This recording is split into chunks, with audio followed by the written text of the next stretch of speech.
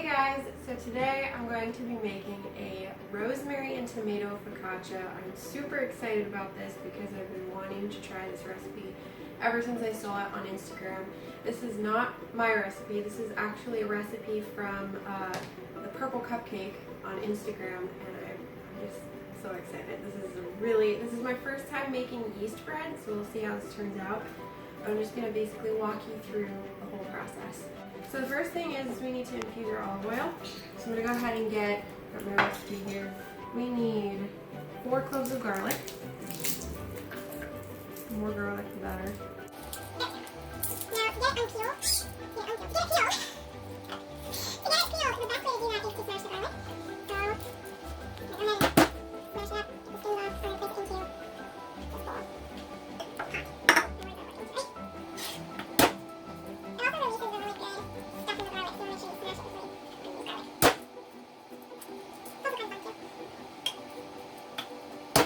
Then we're going to take some fresh rosemary, and this is going to go on top, but it's also going to go into the infusing.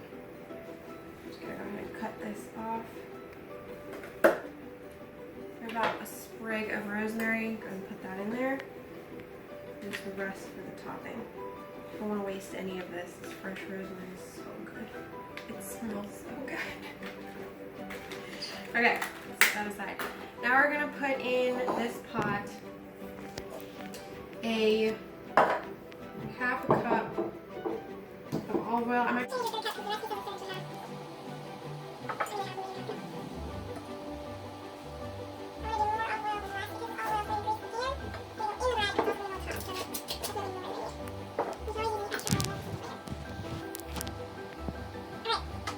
There you go. Here's your olive oil, rosemary, and garlic. We're just going to go ahead and put it on the stove top. Bring it to a simmer on medium-high heat, which is about 5.5. We're going to bring it to a simmer, and then we want it to sit for a couple of minutes and let it become fragrant, which means it's going to be really, you're going to smell it throughout the whole kitchen. And then when you smell it, when it becomes fragrant, you're going to strain it and set it aside. Okay, so now we're going to mix up the yeast and let it bloom so we can put it into the mix. So I have my scale here all set to grams. I'm actually going to flip around so I can see what I'm doing. We're going to use 8 grams of yeast.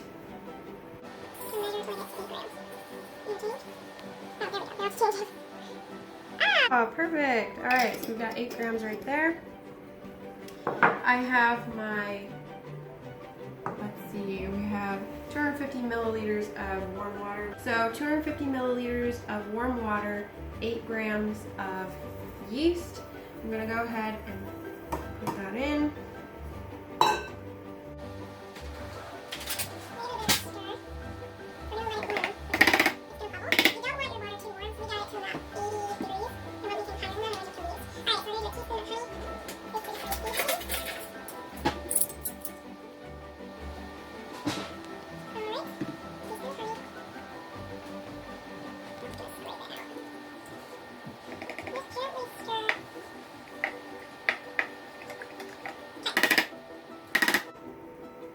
Let that sit to the side. Meanwhile, mixing up the flour. So I'm using basic white flour. Nothing too fancy or special. Alright, so we're doing grams again. There we go. Gotta reset the scale. We're going to use a big bowl. Getting a little crowded up here. Alright. So we're going to do 260 grams of flour.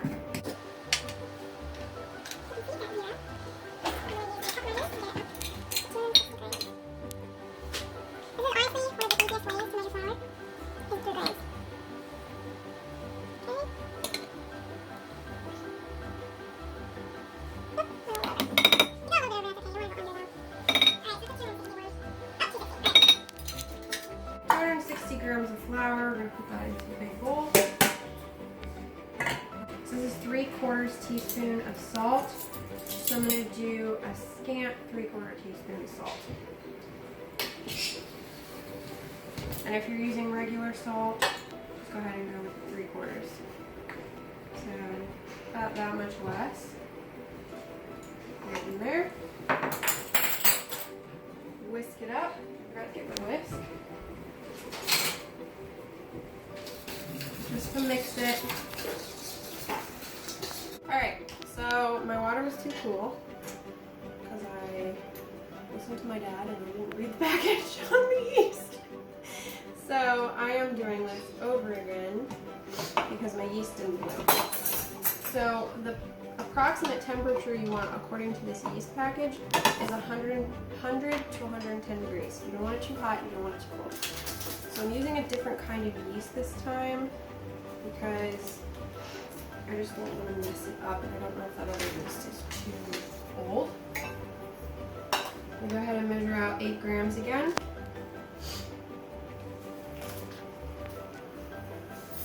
Sometimes working in the kitchen, you just have to kind of experiment. And I have only made yeast bread maybe once. So that was a long time ago. Alright, so I already put the honey in, teaspoon of honey. I'm just going to go ahead and stir it around. Just gently. Oops. Whatever. I'm just going to leave the spoon in there. And hopefully this time it will bloom. Okay, I am so proud of this yeast. The second time around it bloomed, so come closer. This is what bloomed yeast looks like. This is the bloomed part, and this is just the liquid.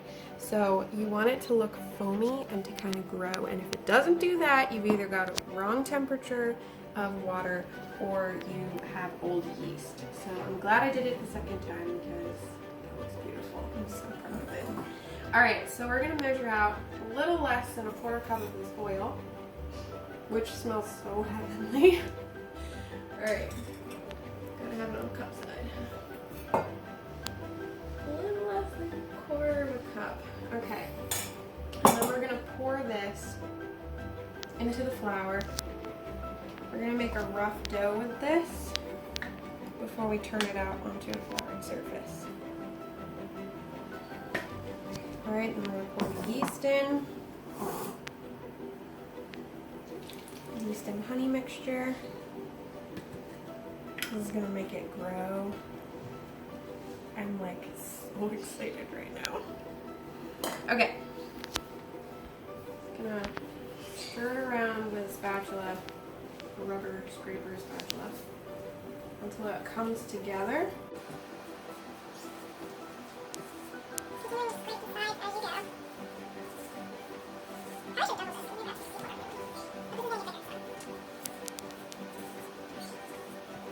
Alright, so there's my rough dough. Now what I'm going to do is move my cup and oil. Okay, I'm going to take my flour. Flour the surface, and we're going to knead this dough into a smooth ball. You want it pretty heavily floured.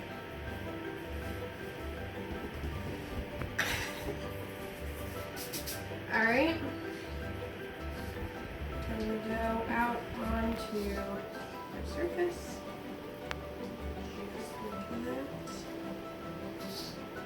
I don't like wasting anything. I hate it in cooking shows when they leave just a little bit of stuff in the bowl.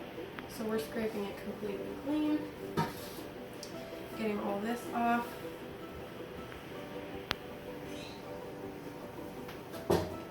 Alrighty, here we go. Oh my gosh, this is sticky.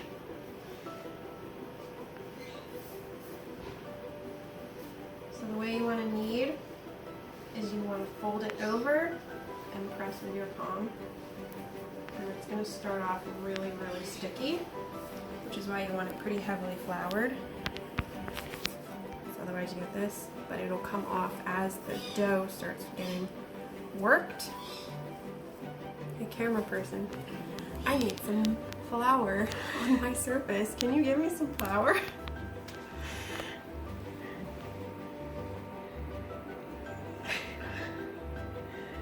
little bit more. Perfect. All right. Just keep working it until it just comes off your hand. Oh, it's so sticky. Okay. All right. It's getting less sticky now, so you know it's coming together. All right. So it's coming together. It's not sticking as much. Well, I say that instead, but that's just because there's no more flour. So we've got a smooth ball right here. Just want to knead it until it doesn't stick to your hands anymore. And there you have it. We're going to get the bowl. Okay, so we have our bowl. This is a clean bowl. We're going to spoon some of this olive oil into the bottom just to get a nice oiled surface. I'm just going to spread it around a little bit. And then what we're going to do is take our beautiful ball of dough and lay it right on top of that oil. And we're going to cover it and sit it in the kitchen or wherever it's warm for 1 hour until it doubles in size, and then we're going to come back and work it again. All right, it has been an hour and my bread looks amazing. This is actually one of the easiest bread recipes ever. Look at that. Oh my gosh, it's beautiful. It is so beautiful. Okay, so what we're gonna do is I've already greased my pan. This is a 9x13. You can use an 8x12. That's what she recommends. Is an 8x12. We only have a 9x13, so we're gonna hope that this works.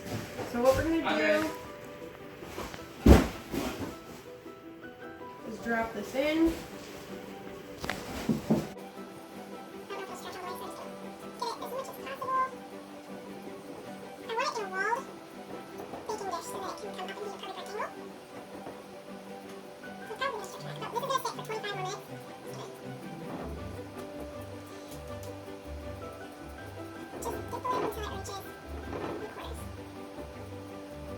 And there you have it.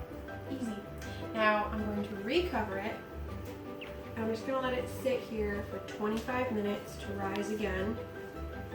And then we're going to put all of our toppings on and put it in the oven. This is the final and most delicious step.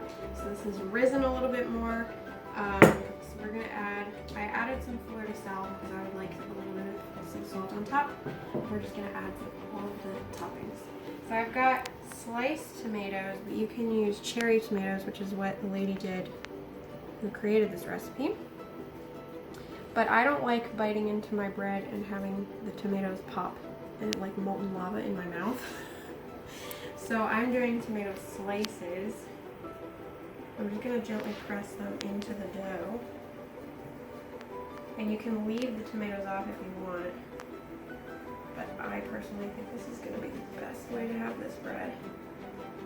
And it's really aesthetically pleasing. Alright, now Adam wanted a little bit extra garlic, so I put some garlic and some chopped fresh rosemary in here. I'm just going to sprinkle this on top. You can really play with this. You can do whatever toppings you want, whatever makes you happy. You can put mushrooms on top, thyme, oregano. Alright. So now I'm going to go in with some parmesan. It's kind of stuck in there. I'm just going to do a little bit. Just give it a little bit of a crust on top.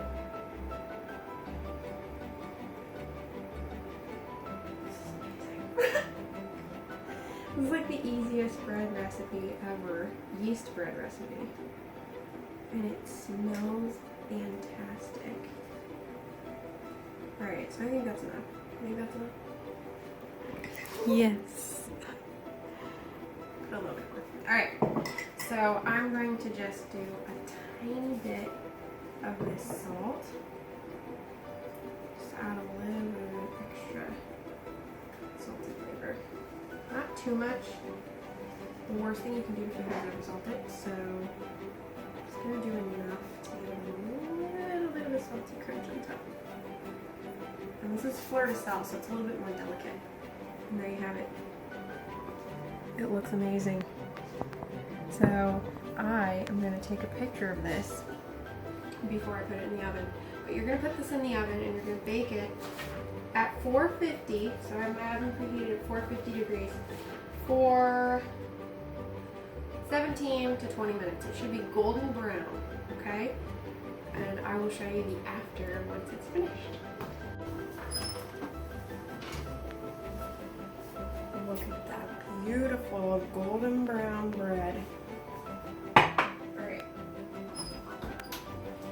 So, this is what you want it to look like. You want it very golden brown. And then if you want to look at the bottom, also golden brown. That's why I love having a clear baking dish. So I'm just going to let this cool, and then we're going to take it out, slice it up, and eat it. It looks amazing. If you want to recreate this recipe, it is super easy, almost foolproof. I have not made yeasted bread in a very long time, and I think it's pretty successful.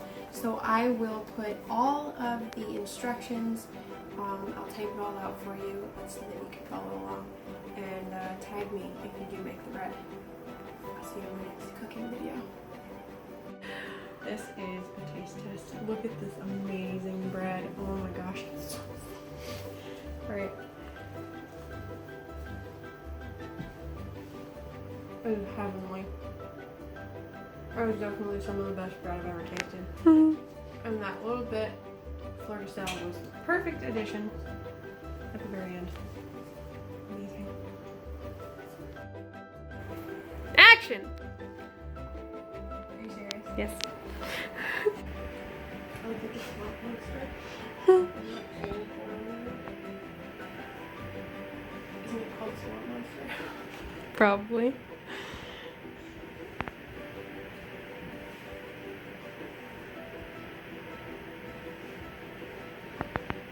Knead until a smooth ball. Flour!